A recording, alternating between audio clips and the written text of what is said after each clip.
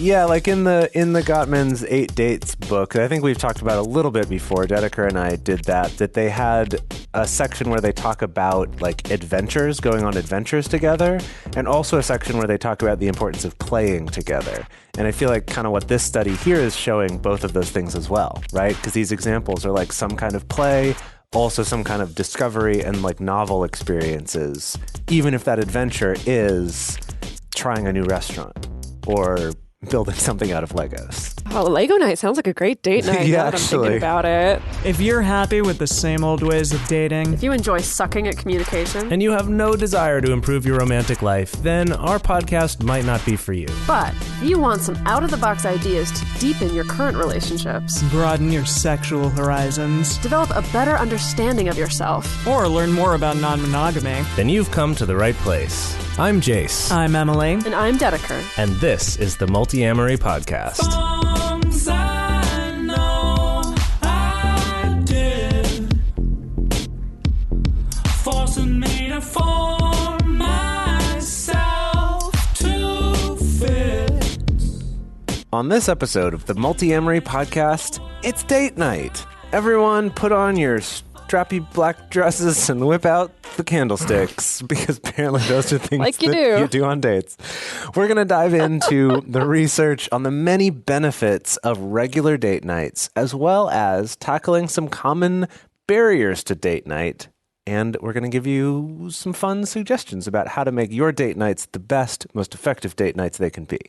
Heck yes. So you know how I think that for those of us in the relationships and communication field, there's a lot of like really common reoccurring pieces of advice that, you know, these classic pieces of advice, you know, like it's all about communication. You got to communicate. You know, it's like this automatic go-to of relationship advice. And I think I've started to notice that encouraging people to go on a regular date night with their partners, I think is also starting to become kind of the low-hanging fruit of relationship advice. I don't know if You y'all love perceive those this or low-hanging not. fruits, Dedeker. I know, I love low-hanging fruit. It's just so fruity.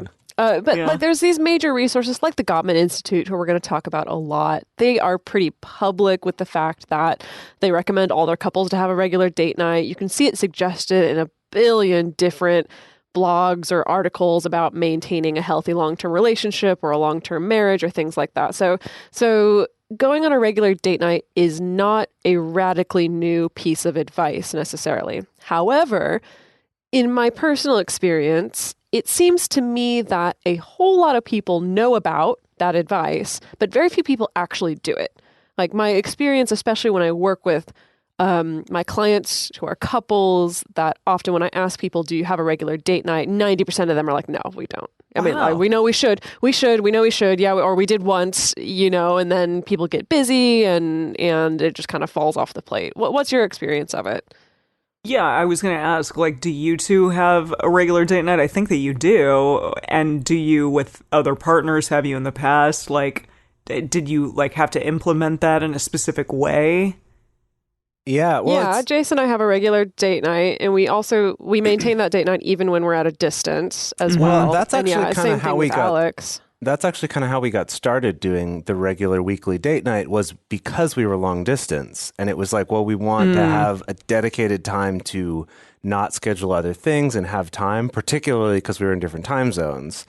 And then we found that by keeping that date night, even when we're in the same place, that was really helpful. So ours kind of actually came roundabout the other way. Like the long distance thing is sort of what taught us the importance of that, which was kind of cool.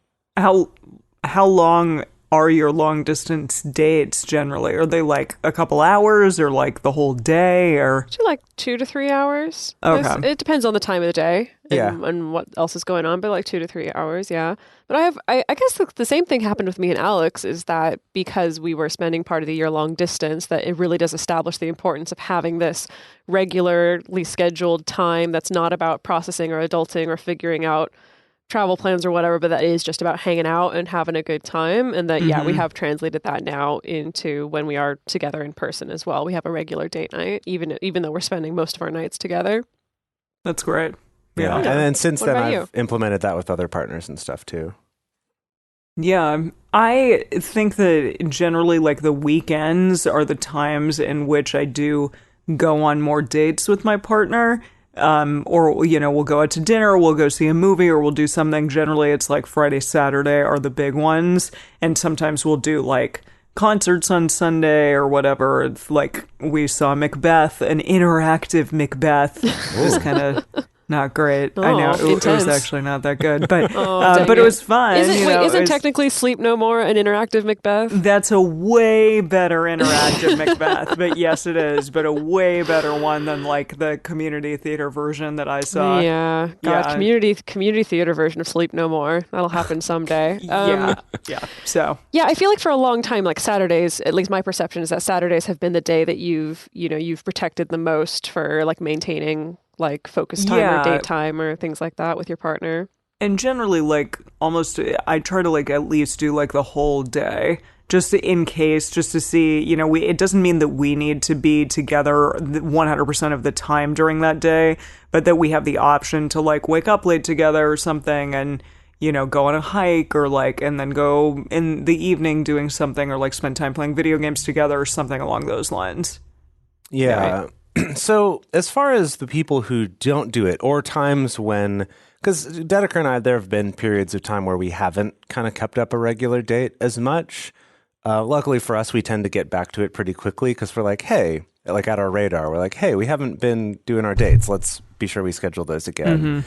But like the kind of common resistances to going on dates, and we'll get into this more a little bit later, but have you found those too, like things that have made that difficult to do your dates every week or however often you do them?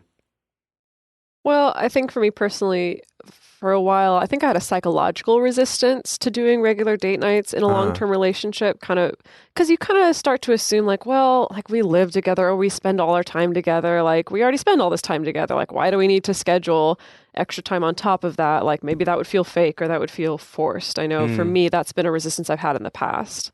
Yeah, the forced fake thing is a really good point. It's like it somehow diminishes the spontaneity of it when you have to like schedule it, but I think the opposite is actually true. Like scheduling something really shows like, hey, this is a commitment, this is an important thing to me, and so like I'm going to keep this available to you, we're going to keep this available to each other to show how much we care about each other. Yeah, I found a struggle that I've had sometimes is kind of getting both people's idea of what a date night is lined up with each other. Yeah. Yeah, that's huge. And that's not even just lined up in general, but even week to week or month to month or whatever. Because for some people, it's like date night is like time where we're going to sit and watch our show together each week. But like just be with each other and not be on our phones, or it's like we're going to cook dinner together and then we're going to watch a show. And maybe that's an awesome date night. Whereas for other people, that's like, no, that's normal life. A date night should be going out somewhere, or a date night should be getting dressed up, or, it should be some kind of other thing. So I find sometimes that's been a struggle of just to like, especially with a newer relationship, to kind of figure out what is our balance, like what do these look like for us, what feels good for us to do. Yeah, I've definitely been resistant to it in the past because of like money and time, the common fallbacks of feeling like I don't have enough money or enough expendable money to just spend on going out on a date, going to the movies, or going to dinner, or I'm exhausted at the end of the day, and so I don't feel like getting dressed up and going on a date night. That's definitely been some obstacles I've had in the past to setting up any kind of regular date night. Yeah, exhaustion is a big one. I hear you. But let's talk about why it's so important to have a date night. And the reason behind that is because you can lose the connection with your partner if you don't have one. If you don't like have this regularly scheduled time to really be with your partner, where you're not, as you said, adulting or like fixing, problems that you might be having or problem solving, but rather just like embracing and enjoying each other's company. According to the Gottmans, marriage tends to end at one of two times. So 5 to 7 years due to high conflict, or after 10 to 12 years due to the loss of intimacy and connection. Whoa. So marriages will certainly end before 5 to 7 years or between 7 and 10 years, but the Gottmans argue that these times, the 5 to 7 years or the 10 to 12 years, are the really critical or high-risk times for marriage. That's I'm so interested fascinating. in the reasoning why behind that. Yeah, I guess it does make sense. I mean, I don't know, 5 years, you are really like in the groove of things, but perhaps like the NRE is very much worn off by that point and you're like living with each other. And we've talked about like, or not, I mean, or you're just like, you know, around that person a ton. And maybe like this is when the really intense challenges of the relationship start to come out, or the conflicts that happen over and over again. It's kind of like a make or break it time for those. I think also that 5 to 7 years, if you've had kids in this marriage, that's probably the likelihood that you have a small child, at least a small It child. gets even harder. Or Yeah. or multiple small children, which is, I think, the time, you know, ages 0 to 6 is, from what I've heard anyway, like the most taxing time on parents for raising a child. And so I'd imagine that if you have that stress combined with maybe just unresolved things in your marriage, that would be the time, that would be the most likely where there would be such high conflict that you would want to end the relationship potentially. Yeah. So I think that, Just in 10 to 12 years, that loss of intimacy is interesting. Where Right, maybe yeah. you start going into the friend phase rather than the intimate phase of your relationship, or maybe it even moves past that and you're just kind of living together, roommate phase, and maybe that loss of intimacy and connection. Yeah, Yes. exactly. Yeah. So we've all seen those relationships, right? Where the intimacy and the connection has totally been lost. Often it happens in these very long-term relationships where people don't talk to each other, they're not touching each other, maybe they're living largely separate lives, maybe if fights happen, there's no repair after the fights. Or often what happens once you've gotten to this point is that fights don't even happen because the both of you have just learned to just withdraw right away, essentially. Wow. And like you don't even have the energy to necessarily dive into the argument. There can be built up resentments, things like that. Like I think we've all known someone or seen someone or ourselves have been in a relationship like that. So I think it's a pretty easy thing to call to mind because it's not an uncommon phenomena, in my opinion, in this day and age. And so regularly generating that connection and investing in your connection via a regular date night, that's just one of the many ways to prevent that from happening, to prevent the connection from being lost. Of course, having a regular date night is not going to be the be-all, end-all magic trick that's going to make sure that the intimacy stays alive for 50 years. It's going to be many, many different things, but that is one surefire way to help invest in that connection. Yeah, so we want to get into some research because we love research. So to start out here, we do need to give a disclaimer about pretty much all of this research, and that's that the research is done on almost exclusively heterosexual, monogamously married couples. So that's just, Of course. Really, it's our own fault. We don't spend enough as a demographic group for people to want to spend money on researing us. No, I'm joking. Not that attitude. I'm It's joking. all of our fault. Sort of. I'm only kind of joking.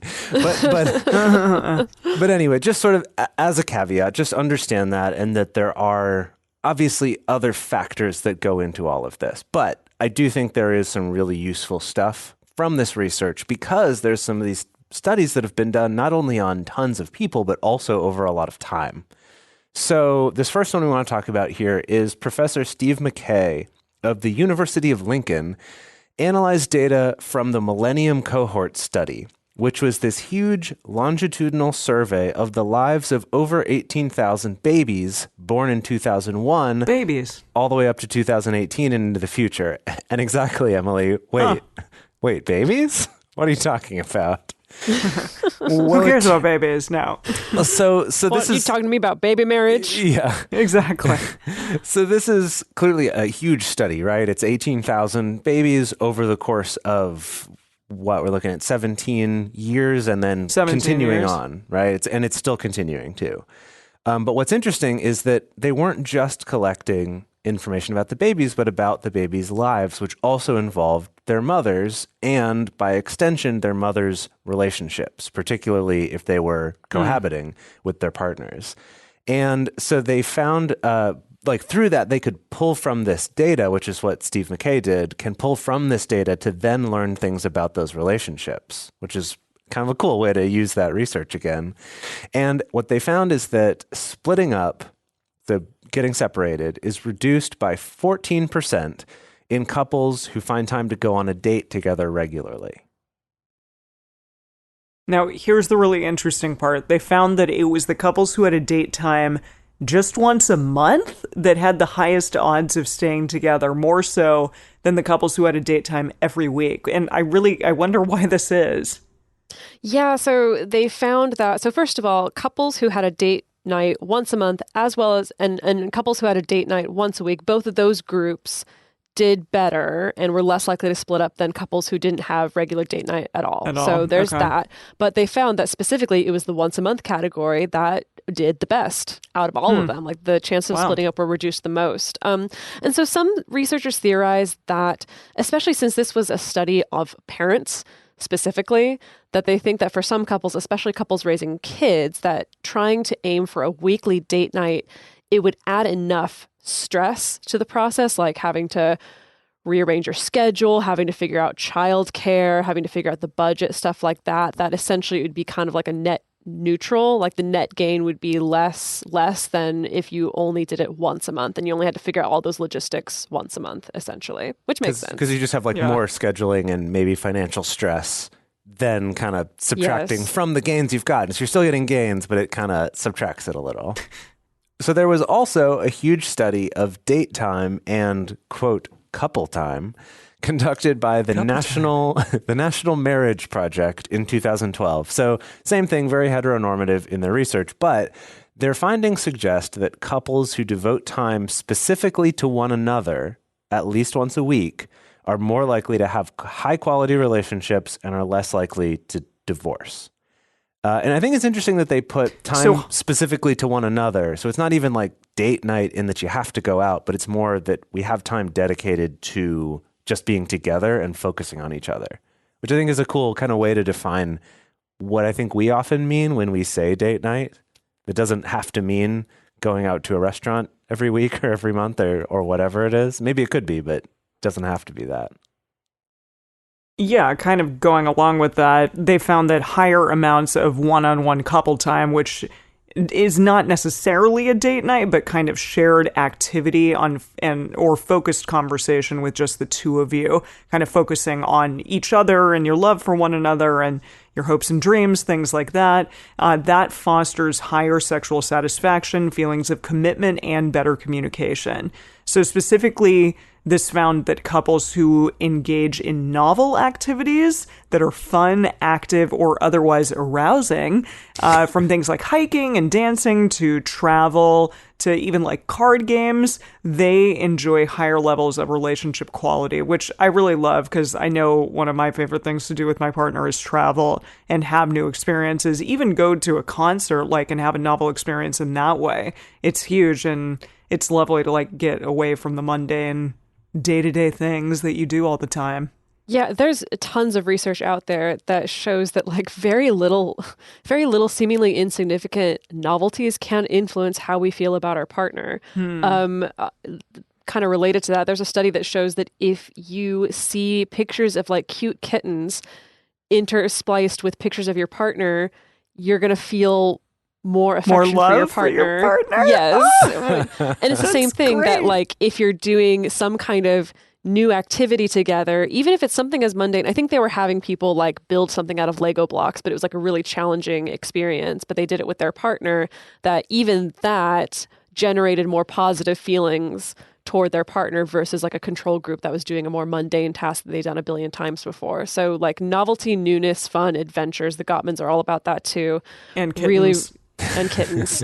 As adventures with kittens is really the silver bullet here. Yeah. Oh my gosh, I love it. Yeah, in the Gottmans 8 Dates book, I think we've talked about a little bit before, Dedeker and I did that they had a section where they talk about like adventures, going on adventures together, and also a section where they talk about the importance of playing together. And I feel like kind of what this study here is showing both of those things as well, right? Because these examples are like some kind of play, also some kind of discovery and like novel experiences, even if that adventure is trying a new restaurant or building something out of Legos. Oh, Lego night sounds like a great date night. Yeah, now that I'm thinking actually. about it. I know. You'd That have to like actually is- procure Legos, but if your No, partner but already just, has like- them, then go for it. Yeah, like buying a Lego set. I mean, Lego sets are not necessarily cheap, but Nah. but you could probably squeeze a couple date nights out of a big Lego set. That's you true, know, yeah. Like building one of those mansions or something. That'd be pretty good. Nice. Okay. Gonna write that one down for later. So that's what the research has to say. But what else specifically can we all stand to gain from regular date time? And I think first and foremost, the biggest benefit that I see is just being able to give each other a break and an opportunity to de-stress together. You know, an opportunity to step out of your normal lives together and share that little de-stressed, more relaxing space together, which is great because they do find that external stress is a huge contributor to overall relationship stress and to having a lower sex drive as well. Oh boy, I bet. I mean, this is absolutely true. I know, like, when I come home from a really long day at work and I am stressed about multiamory in addition or, you know, whatever, then yeah, it definitely makes me not want to really have sexy times or do much with my partner in general anyways. So, and I think Yeah. vice versa that happens. So yeah, that's rough. Yeah, I find for myself too, just being like too busy and kind of the stress that feeling yeah. like every single corner of my schedule is filled up also like adds to that level of stress. And I'm just like really not, it's so hard to get in the mood or to really feel like being intimate or affectionate or anything. Yeah. Also, So we get so caught up in our own shit. yeah. Also, if you're non-monogamous and with your long-term nesting partner, for example, it gives you two the opportunity to tap into some of that exciting energy by having this date night, giving you the opportunity to do things that are new or going to new places that you might be getting with your other new partners because they're novel all the time because they're new, but you're also getting to bring that to your existing relationship as well. You know, it can be hard to watch your partner shower and put themselves together nicely before heading out to see someone new. But then when we have a night together, it's just wearing our yoga pants on the couch, right? So it's like, gives you a chance to show up for each other and kind of have that moment to get to impress each other or flirt with each other or try something new together. I have seen this a little bit in the patron group from time to time where people say, like, I feel as though my nesting partner has such an amazing time with all of these other people and they get really excited. And then when they hang out with me, like, they want to go to bed immediately or they fall asleep as we're watching a movie on the couch or something. So again, as Jase said, especially for long-term partners or if you happen to live with someone and you do have multiple relationships, that you do really carve out time for you and your nesting partner to have really special moments like this. Because otherwise, yeah, I mean, it would make sense that the novelty would wear off and the excitement would wear off and the intimacy would potentially go away if you don't really like spend that quality time together in this way. Yeah, like there's such a stereotype about the people who are in a long-term marriage who just, Yeah. you know, there's all these stereotypes about letting yourself go when you get married or just sort of not putting in effort once you've kind of locked them down because now they're stuck in a marriage contract and they don't have a choice, I guess is the implication. But that's just such an ingrained stereotype. And I think that we do that, you know, whether we're married or not. But I absolutely, in relationships before realizing how important this is, would just kind of have a tendency to take it for granted a little because that's what's been modeled for me. That's what's been shown to me as normal. It's like, yeah, now you get to relax. Now you don't have to keep trying so hard.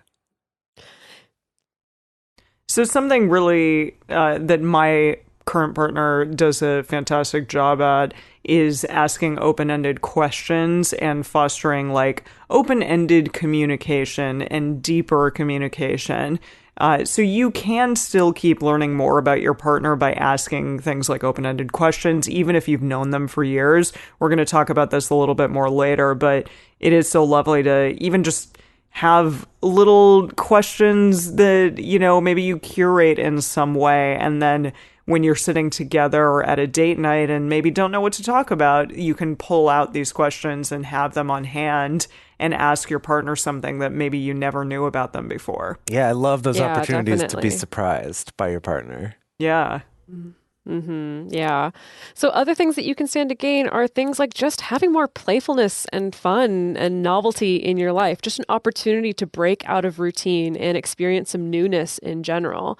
And then on top of that, like we teased a little bit earlier, having a regular date night can kind of help set you up for sexy time. If your relationship is sexual, if that's the way that the two of you connect. I know for me that sometimes maybe if I'm working all the way until the end of the day, that then I'm just like, I'm not ready to have sex then, or if I'm really tired or exhausted or whatever, that then I'm not ready to have sex. And your date night doesn't always have to include sex necessarily, and it shouldn't have an expectation of always including sex, but it is nice, especially if you're going to shower and put on makeup or shave or put on perfume or whatever, that it kind of helps to incorporate this ritual that for me, I know helps get me into my body, helps remind myself again that I am a sexual being after I've been, in front of a screen all day or whatever, that can really help to facilitate having that sexual connection as well, even in a long-term relationship.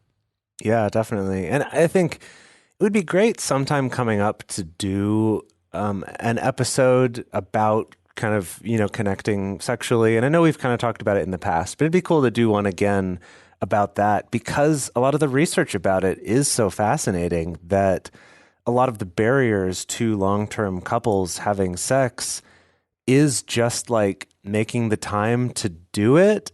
And then you'll kind of get into the mood by making the time. Whereas kind of people think it just has to hit me, which, maybe it did when you first started dating. So this kind of gives you an opportunity to do that. And there's actually also a lot of research showing that that is how sex works in sexually happy couples, who do have satisfying sex lives with each other. It's not because they're spontaneously constantly hot for each other. It's because they just make the time, for it. And they put themselves in that situation with someone they know they're going to have a good time with, and that then it kind of leads to sexy times rather than it has to hit you and you have to be 100% there right away. So it's a pretty interesting thing. I'd love to do a whole other episode about that. Maybe we'll do that at some point. So maybe you're hearing all this and you're thinking, sure, okay, maybe intellectually I understand this is good for me. Or like, yeah, this would be good, but so we wanted to cover some of the most common either misconceptions or objections to doing a date night. So the first big one here, we've got three big ones. First big one is we're too busy, right? We hit on this a little bit earlier, and I've definitely fallen prey to this about a lot of things in my life. And there's this article that the Gottmans put out that basically claims if you're too busy for date night, you're too busy, period. And I do really like that. I really like it, yeah. Yeah. It's like if you're going to be in a relationship with someone and you're too busy, then you're too busy to be in a relationship, in my opinion. Yeah, like I because you can't maintain. Totally. I mean, I like to believe that accounts for. Of course, we're going to go through periods of intense busyness. Like if you suddenly have to take care of someone who's sick or whatever, like we can understand that. But as a general rule, if I could try... for extenuating circumstances, but if this is a constant thing or it just seems, it goes on for years at a time or something, then I don't know. Yeah, if I could offer maybe a different way of looking at it is if you're too busy for date night, that's when you most need to make time for date night. This may be another more positive, constructive way to phrase it. That's what I tell people about meditation too, but no one listens. Oh, I know. I want to meditate when I'm in Shanghai. Okay, so you should meditate now. You should meditate now. That's the whole point. No day but today. I know. So for this one, like I get it. I've been there. And like Emily said, it can happen sometimes. But if that, it's just a busy time is your excuse, I would be cautious of that because not having time is like my excuse for not working out, and now I haven't worked out for the past month because it was like, well, I was traveling and then I was sick, and then it's just now I'm out of the habit. So with date night, it's just make it important, make it a priority. And part of that is actually schedule the time, right? Is put it in your calendars. What works for Dedeker and myself is to put it in at the same time every week. And then every month at our scrum, we can evaluate, do we need to change that time, whatever. And then also each week, if it's like, hey, I need to, change the time for next week, is that cool? We can do that, and that's fine. But having it there every week helps us not to just forget to do it at all, right? Because otherwise a month goes by, and then it's like, oh, right, we never remembered to schedule that date night. And then the other one, and I think it is also very important just to reiterate that don't wait until it's the leftover time, because that can happen too. And where it's like we schedule the stuff with the kids and with work and like with my friends and like maybe even with my other partners or whatever, and then whatever time is left over from that, then we'll make that date night. No, be proactive about it. Don't just make it the leftover time. Make it the choices time if you can. Yeah. Yeah, like when you're going to So have choice. energy, right? Like when you're going to feel up for it. Yeah. And then also that it doesn't have to take a ton of time. Right? Like we talked about earlier with Dedeker and myself, especially when we're long distance, it might only be a couple hours. Maybe that's it, because it's like her morning before work and my evening after work, or, whatever it is because of the time zones that we're in. And that's fine too. Like it still gives you that dedicated time together. Or even if you're together in person and it's not about time zones, maybe that's all we have. We can't afford to take an entire evening off because we've got to take care of the kids, or we've got to do other things. That just having that couple hours is still effective, is still helpful. And that it doesn't have to be an evening. It could be any time. It could be a morning. It could be a morning on the weekends is when you have your date time, or it could be an afternoon that you both happen to have like half days on that day, or, it can be anything that you make it be. If your partner has like a 9 to 5, it's really nice to maybe go surprise them and go out to lunch with them, for example. That's pretty awesome because it breaks the day up for them and for you. I also, as Jase said, like I love going on hikes. It's fantastic to get to do that during the week, even if you have time, or on the weekends, and then maybe make a whole day out of it and go grab food afterwards or something along those lines. Like that's a really lovely thing. Yeah, as you said, like daytimes can be just as wonderful as evening time dates. And actually something I heard years ago is that a doctor encouraged actually Emily and me to be active together, because then you're producing more pheromones and stuff because you're sweating, and being able to smell each other being active, like on a hike or something, can actually also be a way to help kind of foster that sexual connection and attraction for each other. So, okay, it doesn't have to be expensive. A lot of people will make the excuse that like it's too expensive to go out all the time, which I know that I've definitely done, and sometimes it is, but it doesn't have to be an expensive date. It doesn't have to cost anything for it to matter. So the intention behind creating this standalone time and space is much more important than how much money you spend on the date. And as we said, you can go for a hike, you can go to a free museum day. If you live in New York, I think it's the third Thursday of every month. They have a free museum day, or third Friday or something. I don't know, New Yorkers. I wish I had that. But they probably have something like that in LA too. But you can create something novel to do at home. I mean, it can be like playing a new video game together. It can be even Legos. Yeah, the Legos, exactly. It can be, Josh and I got some succulents recently. We were like repotting them and putting them in like nice places, but really it was Sorry, yeah. I just love the image of the two of you just like hanging out with your batch of succulents, and that's your date time. No, I mean, so cute. Well, I do love the fact that you kind of got us started on that. Like the reason why the succulents happened was because of the Pokemon. Bulbasaurs. Yeah, a little Bulbasaur pot that I got you. Exactly. Aww. So I helped facilitate your succulent dates. Exactly. So thank you. Yes, but there are so many options out there. So for the bonus episode, we're actually going to talk about our favorite cheap or free things to do. And another easy hack is just make dinner at home. Go out and maybe buy one cocktail at a bar, and then nurse that all evening, or, get a I don't know, a bottle of wine or a can of wine or something. They have those Underwood cans of wines at Trader Joe's, and they're really cheap, but it's like a glass and a half of wine. So you can get one of those, nurse it all evening, and then, have your dinner at home, and it'll be a lovely evening. Yeah, I like that because then like you save the bulk of the money by cooking for yourselves, but then you can still have the specialness of like getting dressed up and going out without needing to spend a ton of money, just buying like a coffee or a tea or even a beer or something like that. Yeah, exactly.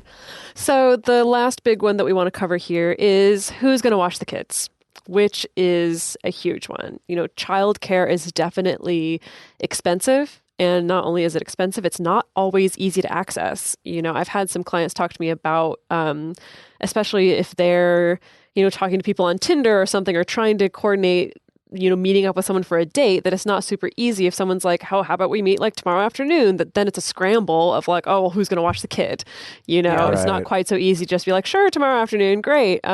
So the good news is that even if you can only pull off date time away from the kids just once a month, again, according to the research, even if you can pull it off once a month, you're still going to reap the benefits. So again, if pulling off some kind of once a week childcare is just too difficult or too expensive, you can do just once a month.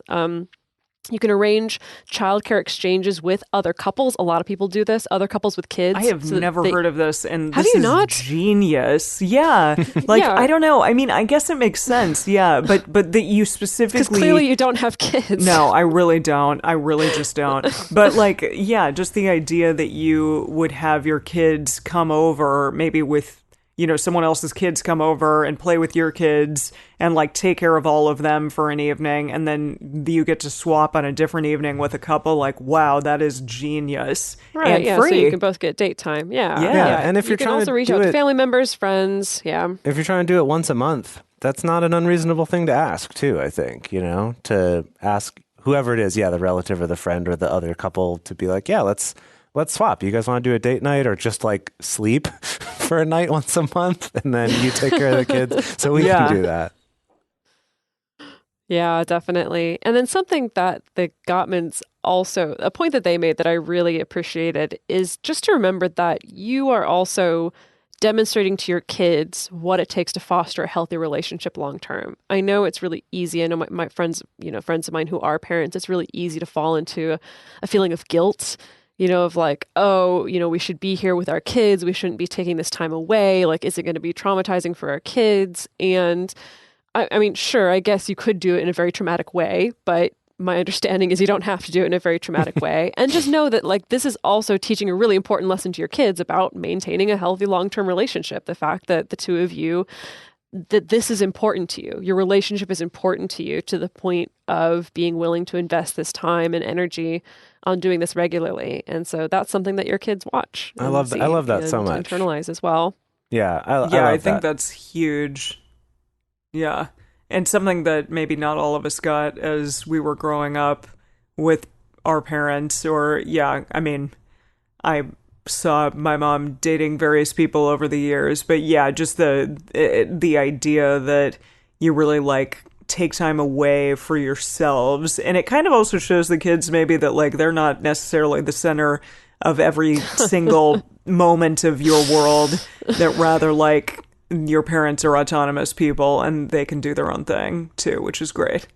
Yeah, I never got any of that. I mean, my mom was single for a fair amount of my childhood, but then she did remarry, and I'm looking back on it and I can't recall any time that the two of them took away from us, for their time, that wasn't time going to church events or some kind of business related event. It was all very functional stuff. I don't remember any date nights, probably because of all the same obstacles, they're too busy, not enough money, have to watch the kids, stuff like that. But yeah, I know I definitely didn't get that lesson. What about you, Jase? Yeah, I'm thinking, I can think of maybe a couple times that I remember, us having a babysitter or something, and the reason for it was so that they could go out. I do remember a handful of that when I was younger, and then I think that kind of fell off later as I got older. So I remember that happening sometimes, but I don't feel like it was very regular, or at least not ongoing. Maybe it was regular for a couple months or something. The timeline's all blurry because I was a kid. But I do remember a little bit of that. But I definitely, like we talked about, this is something that we had to figure out, right? Either through reading this research or just doing it because of long distance. And it's like, oh, hey, this works. And it would have been cool if it's like, oh, this is a normal part of having a relationship that you do take this for granted. That would be a cool thing to just take for granted. Like, yeah, that's what you do. And to get raised that way, that would be cool. Well, we all have friends now or family members who have children. And do you see those people in your life implementing this? And do you think that you can tell at all, maybe for those whose kids are a little bit older, like, has that benefited them? And has it benefited the relationship in various ways?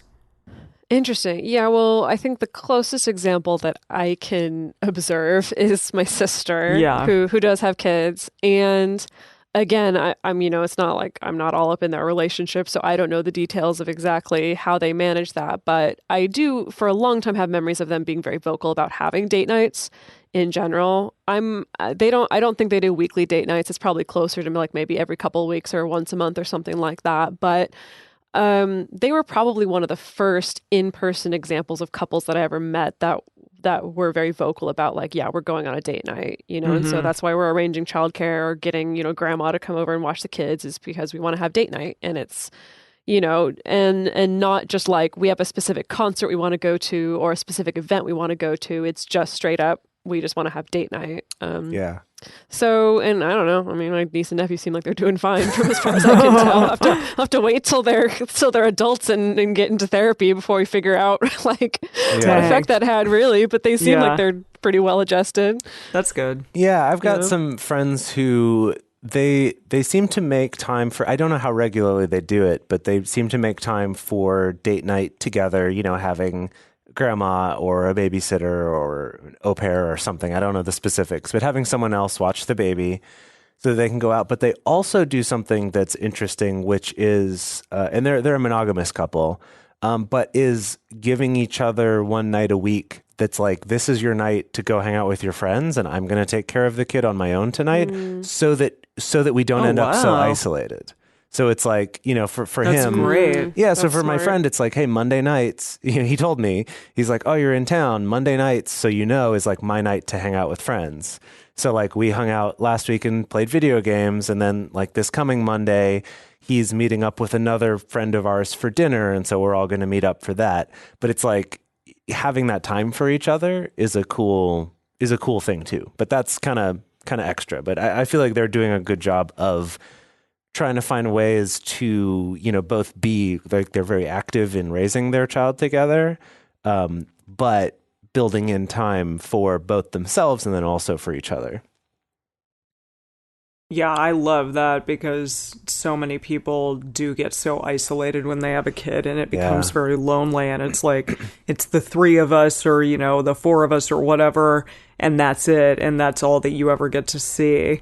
Yeah, one of my best friends from Arizona, she had a kid almost a year ago, and she just with her husband went on like their own trip alone for the very first time in like 10 months. Right. So that's tough. And they both have very grueling doctor jobs, but still, I know that she said that it was rough that they haven't really gotten to go out very much since having the kid. Yeah. So well, good for them for finally being able to make that happen. Yeah, I'm glad that they were. Yeah, that isolation, that's something that, I mean, and we've ranted about the nuclear family and its flaws many times before on this podcast, but that sense of isolation and like really not being able to either escape each other or escape your kids or whatever, I think that leads to, when I see families, usually it's like families of like a couple and the two kids are usually a little bit older, like maybe like tweens and teens, and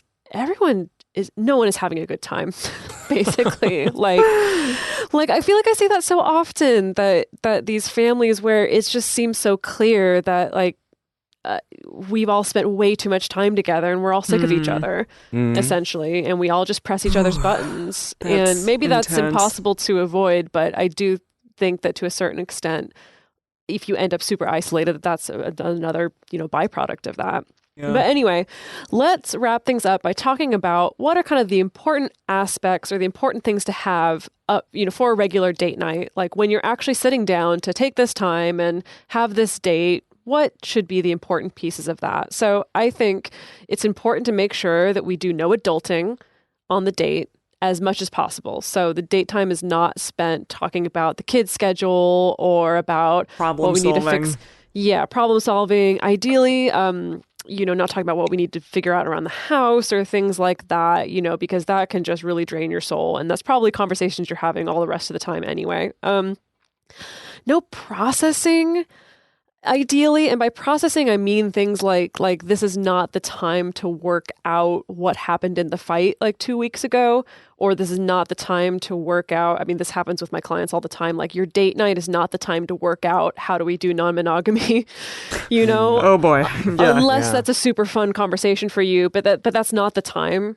That's definitely not the time for it. Ideally, you have a different processing time. You have a radar, you have a check-in conversation or something like that in place so that can be your processing time, and date time can be just positive feeling time. Yeah, I was going to mention that because I was thinking for our listeners who've been following along, you're going, oh, that regular time, that's our radar. And it's like, no, that is a different thing. No. That is a different thing. No. Yeah, and I just wanted to share kind of personally about this one because I think this is challenging to not spend all this time figuring out logistics or adulting, as Dedeker called it, or processing. And I think particularly if you are in the process of opening up a formerly closed relationship, yeah. For a while, maybe all your conversations are going to be kind of taken up with processing and figuring that out. And that's understandable. Like that is a normal thing. Like it takes a little extra for a while. But I did want to say that I know something that Dedeker and I have to be very mindful about is that on our date nights, talking about work, talking about multiamory stuff, or talking about scheduling all the things. freaking time. Or like our last 2 date nights have involved booking flights to see each other or to see family for the holidays or to see Emily for the holidays or whatever it is. And, and sometimes that happens. Like sometimes we will come to a date night together and one of us will be like, okay, can we talk about work for like 5 minutes? Because I just need to like get this out of my head. I need to get this done. Or like, let's book these flights. But then we try to at least, and ideally we don't do this all the time, but we try to at least be mindful of, okay, that's done now, right? Done? Yes, done. Like, let's close all those windows on the computer. Let's put away our phones, whatever it is. And like, okay, now we're not doing that. So we do try to at least make that effort to do it. So I just want to throw that out there as like if you have to do a little bit of adulting or a little processing, that's okay. Or maybe if a lot's going on, you can, but just really try to be mindful and make some time for not that too. Mm-hmm. Yeah. And you can focus your conversation away from the adulting, away from the work, away from the processing, and toward asking some open-ended questions of your partner.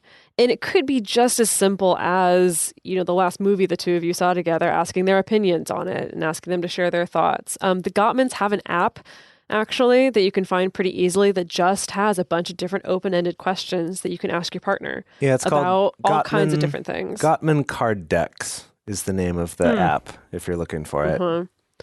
Yeah, there's also, the famous 36 intimacy questions that the New York Times profiled. You can just Google that, and those are also great questions. I find those are great questions even if you've been with someone for a long time to still ask, and just continue to get to know your partner, because even after 10 years, 20 years, there's still more to know because this person has also been changing the entire time as well. Mm-hmm. So also try to find a novel location or try to even like carve out a novel space at home, maybe not space, but novel time, a new ritual, a new something. Try to make things spontaneous and exciting and fun and new just because then you'll add a little bit of spice and fun and newness into your relationship as well. Yeah, like make Also, it different, you know? Yeah. Yeah. Also take turns planning these things together or separately. Just because I know for myself, sometimes I get in a routine of maybe being resentful at times because I'm like, ugh, I'm always planning the dates. I'm always planning the things to do or something along those lines. And so make it a point to voice that and to be like, hey, let's take turns doing this because it's important for each of you to show like I have some ideas here and I want to put my time and effort into planning date nights. So yeah, avoid just one person always being the one to plan things. Also minimize phone time. So Dedeker, you have a rule around this. I think this is very important in this day and age. It's a rule I only apply to myself. So maybe it's a boundary. I don't know. Okay. Not a rule, but yes.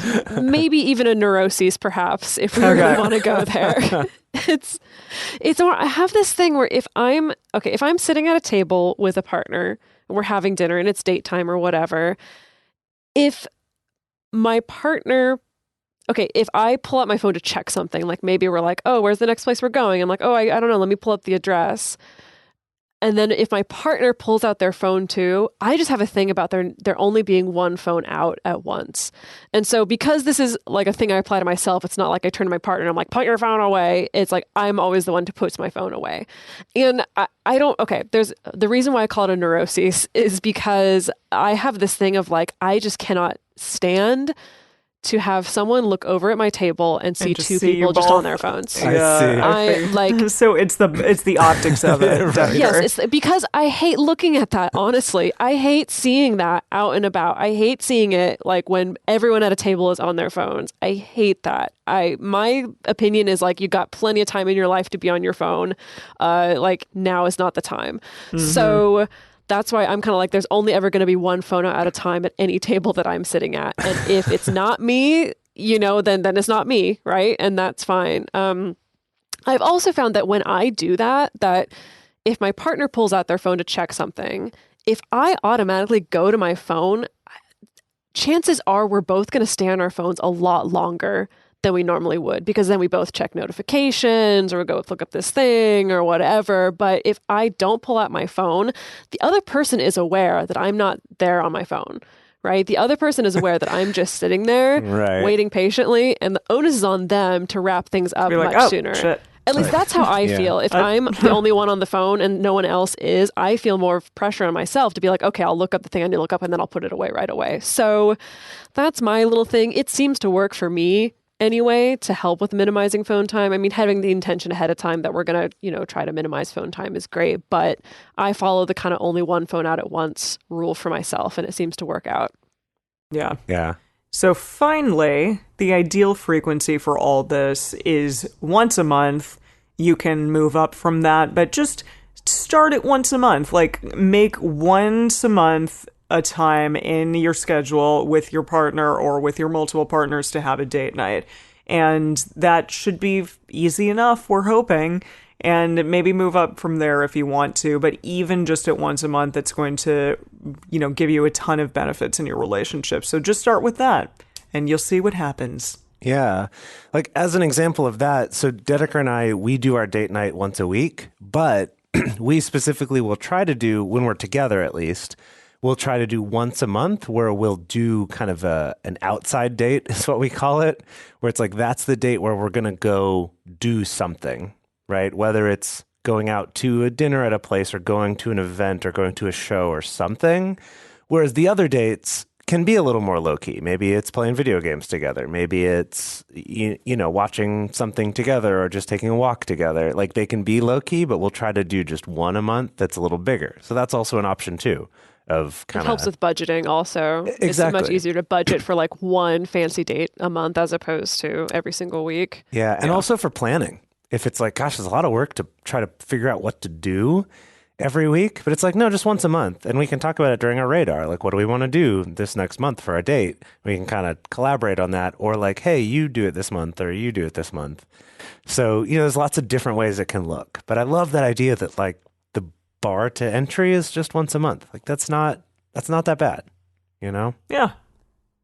So For our bonus episode for this, we're going to talk about our suggestions and, some of our favorite things to do for cheap or free dates. So if you're either looking for ideas or looking for ways to not spend as much money on your dates, come check that out. And that's the bonus episode for our patrons. Yeah, and we would also love to hear from all of you. Do you have a regular date night? How has that gone for you? Do you want to implement a regular date night, but you have something that's stopping you that we haven't talked about in this episode before? We want to hear your thoughts. And the best place to share that is with other listeners and with us is on this episode's discussion thread in our private Facebook group or Discord chat. And you can get access to those groups and you can join our exclusive community by going to patreon.com/multiamory. In addition, you can share with us publicly on Twitter, Facebook, or Instagram. You can email us at info@multiamory.com. You can leave us a voicemail at 678-MULTI-05, or you can leave us a voice message on Facebook. Multiamory is created and produced by Emily Matlack, Jase Lindgren, and me, Dedeker Winston. Our episodes are edited by Mauricio Balvanera. Our social media wizard is Will McMillan. Our production assistants are Rachel Shennework and Carson Collins. Our theme song is Forms I Know I Did by Josh and Anand from the Fractal Cave EP. The full transcript is available on this episode's page on multiamory.com.